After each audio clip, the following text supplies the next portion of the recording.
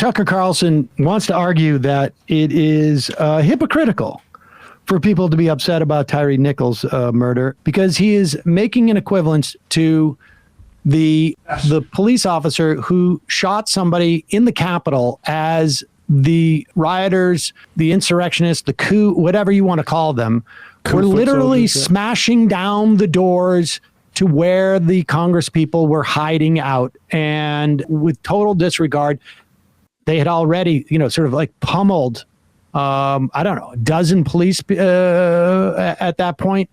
And he's making this this false equivalency. Mind you, there is no doubt in my mind that he had no problem playing over that moment over and over again on Fox News, whereas he thinks the Tyree Nichols one is just going to inflame passions too much to play this Tucker Carlson clip.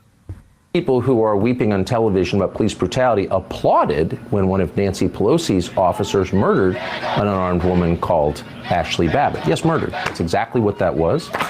Far more clearly than anything you just saw in the videotape we played.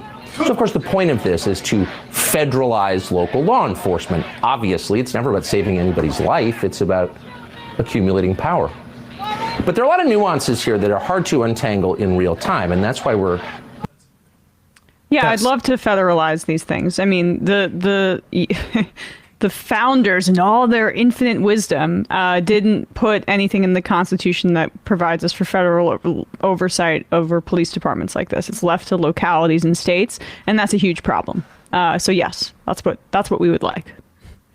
It's just astonishing, this guy. And, it has become clear to me that he is, where he started his career off in, I think, on Fox, emulating Bill O'Reilly. You can go back and I think you can find it online. And I think it was in 99. He had, Tucker Carlson had written a book and he was critical of O'Reilly, but he was on C-SPAN, like book notes or something like that. And he was talking about O'Reilly and I'm paraphrasing, but the quote was more or less, Bill O'Reilly plays the everyman when in fact he's not. He's a millionaire, lives in Long Island, and someday he's going to get found out. He's going to, complain about his mimosa on in first class on an airline, and he's going to get found out. And I think with Tucker Carlson, as he started his broadcast career, realized like he was never found out, that was never a problem. He was never exposed in that way. Accountability. Well, there was accountability for Bill O'Reilly, but it took him having to have cost the company millions and millions and millions and millions and millions of dollars because of his sexual harassment charges. But what I think Tucker realized is no, you can actually do that. And not just you, that he could play the everyman, despite the fact that he is an heir to I don't know, multi-hundred millionaire fortune, despite the fact that his parents were diamond level contributors to the college he went to, despite the fact that he went to I think it was a Swiss boarding school and then got kicked out of that and went to one in Newport, Rhode Island. I mean, some of the toniest prep schools in the nation. He understood that he could get away with being the everyman, speaking for the average person. And then I think,